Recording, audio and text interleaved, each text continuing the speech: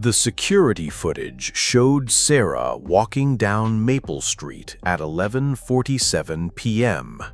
Her footsteps echoed against the wet pavement as thick fog swirled around the streetlights, creating ghostly halos in the darkness.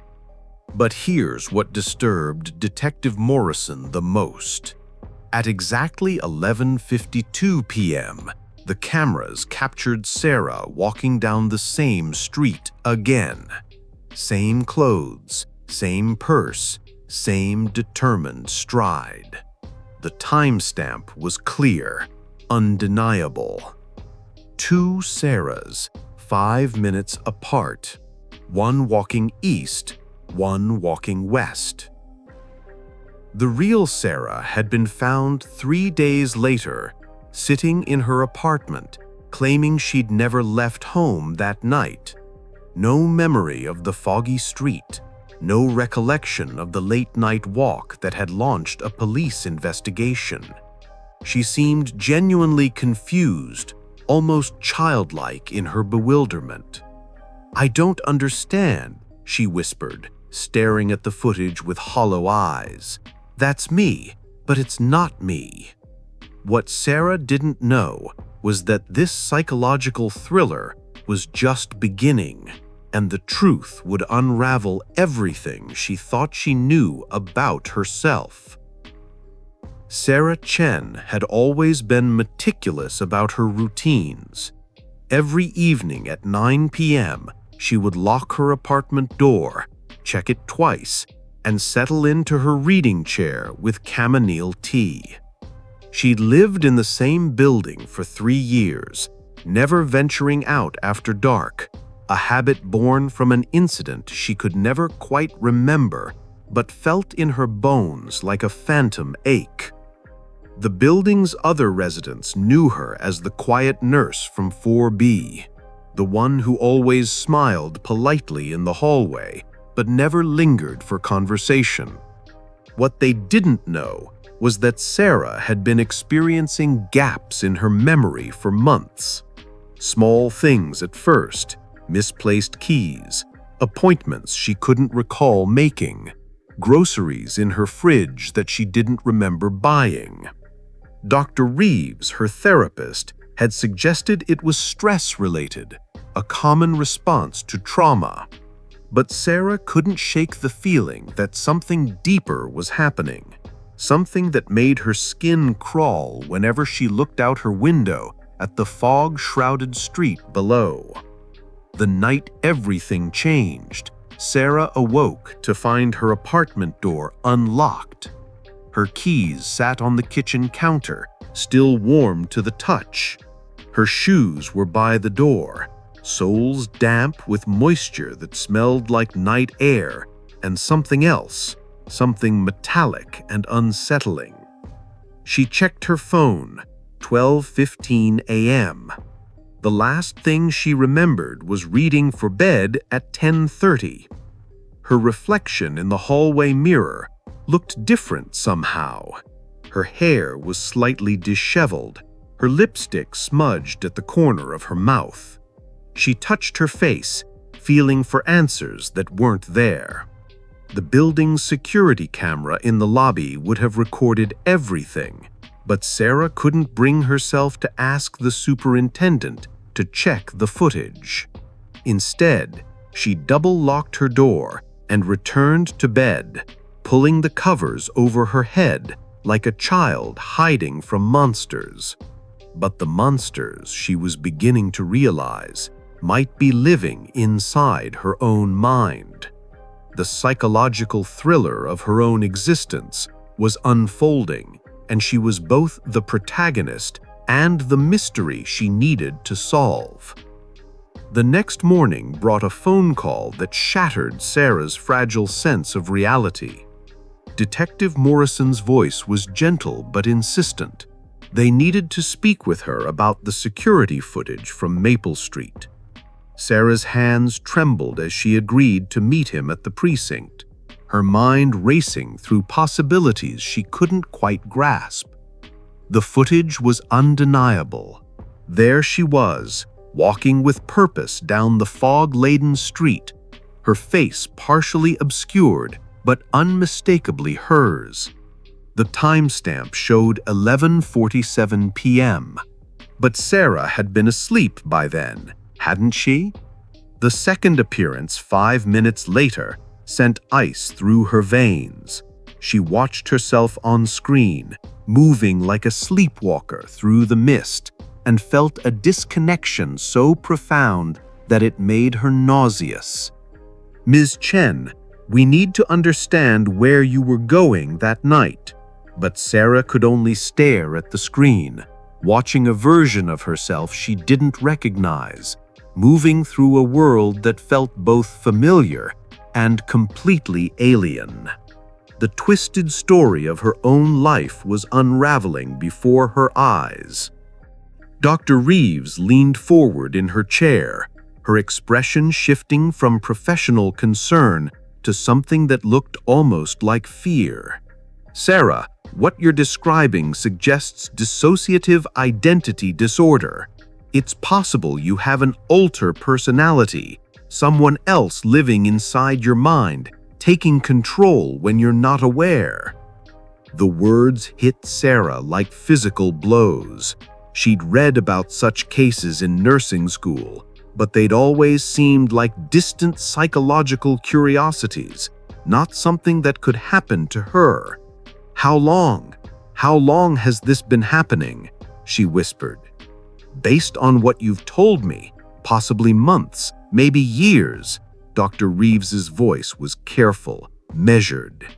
"The emitenging memory gaps, the unexplained items in your apartment, the sense of lost time, these are all classic symptoms. Your alter appears to be nocturnal, active when your conscious mind is dormant." Sarah felt the room spinning around her. If this was true, then who was she really? And what had been happening during those dark, foggy nights when Sarah thought she was safely asleep? That evening, Sarah positioned herself by her window, determined to stay awake and confront whatever was happening to her. She'd hidden cameras around her apartment, created makeshift alarms, even tied a string around her wrist connected to a bell. She would not lose another night to the darkness in her mind. At 11:30 p.m., the fog began to roll in, thick and oppressive, transforming the familiar street into something from a nightmare. Sarah felt a strange pull, an almost magnetic attraction to the mist swirling below. Her eyelids grew heavy despite her determination, and she found herself standing, moving towards the door without conscious decision. The bell around her wrist jangled softly as she reached for the door handle. The sound broke through her trance for just a moment, long enough for her to realize she was no longer in control. Someone else was moving her body, making her decisions.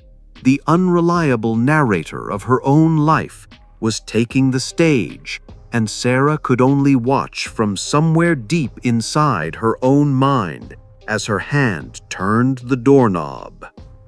Sarah woke up on the street, fog swirling around her like ghostly fingers.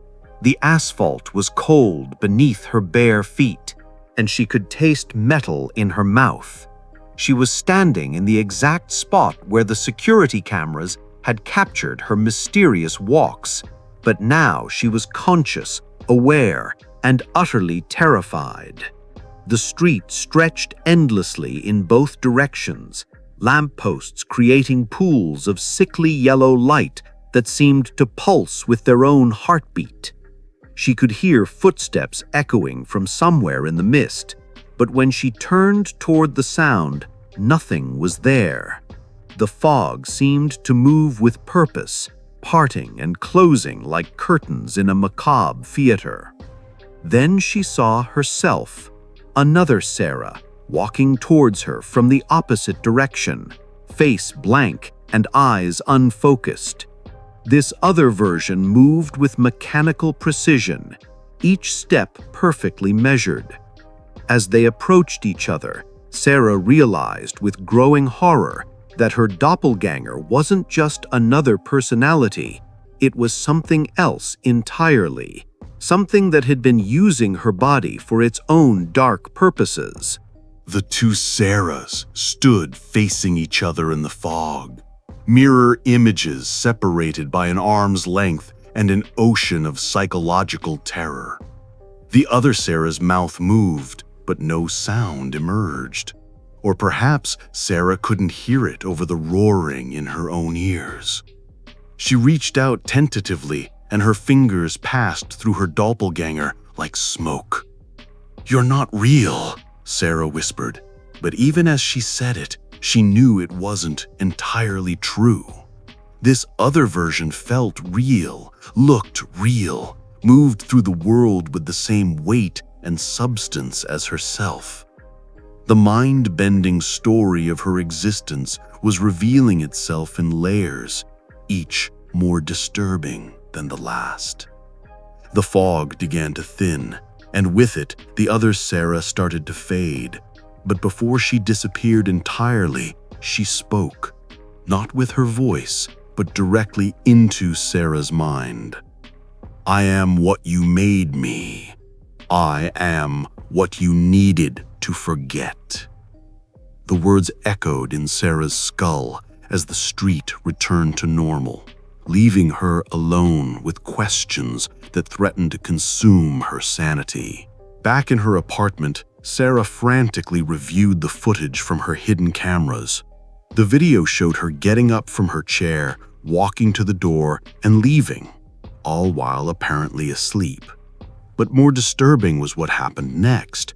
30 seconds after she left, the cameras captured her returning, sitting back down in her chair, and continuing to read as if nothing had happened. Two timelines, two realities, two versions of herself, existing simultaneously. Dr. Reeves's voice echoed in her memory. The mind creates what it needs to survive. Sarah was beginning to understand that her alter personality wasn't just acting out at night, it was living a completely separate existence, one that intersected with her own in ways that defied logic and reason.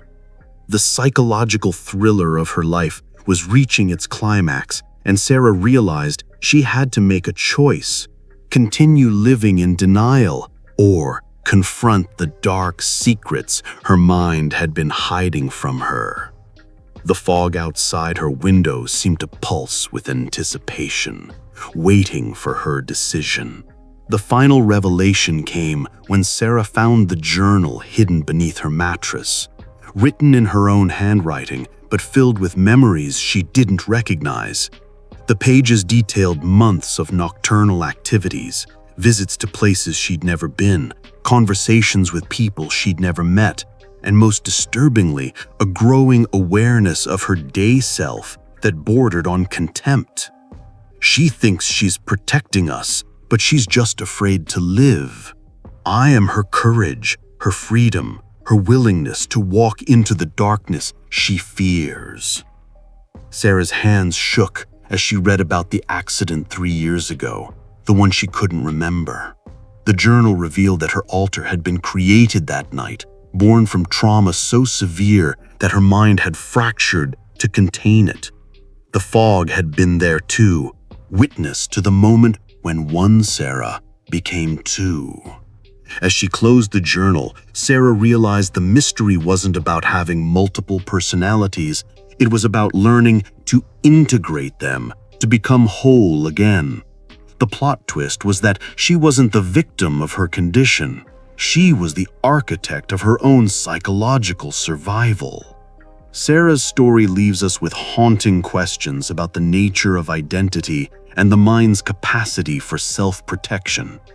Was her alter personality a manifestation of trauma, or was something more supernatural at work in that fog-covered street? Share your thoughts in the comments below. I love reading your interpretations of these twisted stories.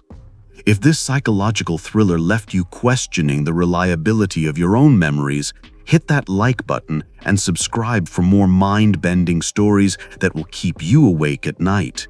We have an entire playlist of dark secrets and unreliable narrators waiting for you to explore. Remember, the most terrifying mysteries aren't always supernatural. Sometimes they're hiding in the deepest corners of our own minds. Until next time, stay kind, stay sharp, and stay curious.